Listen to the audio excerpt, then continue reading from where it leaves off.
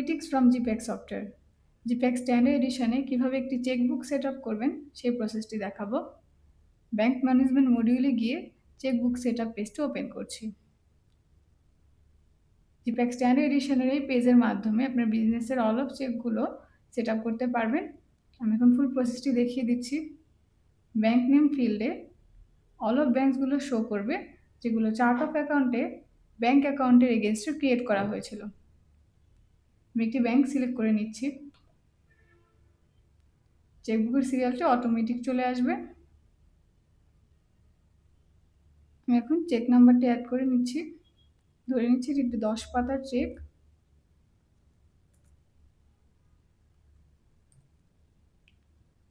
First page এবং last পেজের serial নাম্বারটি আমি দিয়ে নিচ্ছি। Status by default available show করবে। সেভ করে নিচ্ছি। চেকবুকটি সেভ হয়ে গিয়েছে, যেটি এখন পেন্ডিং অবস্থায় রয়েছে। চেক রিসিভ এই বাটনে ক্লিক করে সেভ করলেই এই চেকবুকটি এখন অ্যাভেলেবেল হয়ে যাবে। আপনি চাইলেই চেক স্ট্যাটাস থেকে অন্য ব্যাংকের চেকবুকের স্ট্যাটাসগুলো দেখতে পারবেন। আমি একটি ব্যাংক সিলেক্ট করে দেখিয়ে দিচ্ছি।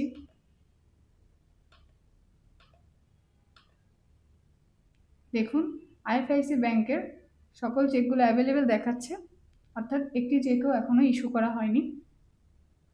অন্য একটি ব্যাংকের চেক দেখাচ্ছি। রাজ বাংলা ব্যাংকের যে চেকগুলো ইস্যু হয়েছে স্ট্যাটাসে সেগুলো ইস্যু শো করছে, যেগুলো এখন অ্যাভেলেবেল রয়েছে সেগুলো অ্যাভেলেবেল শো করছে। এভাবে জিপ্যাক্স স্ট্যান্ডার্ড এডিশনে আপনি একটি চেকবুক সেট আপ করতে পারবেন। আশা করি ভিডিওটি আপনাদের জন্য হেল্পফুল হয়েছে। এই চেকবুক সেট আপ রিলেটেড যদি কোনো কোশ্চেন থাকে স্ক্রিনে দেওয়া আমাদের সাপোর্ট নাম্বারে যোগাযোগ করতে পারেন। ধন্যবাদ।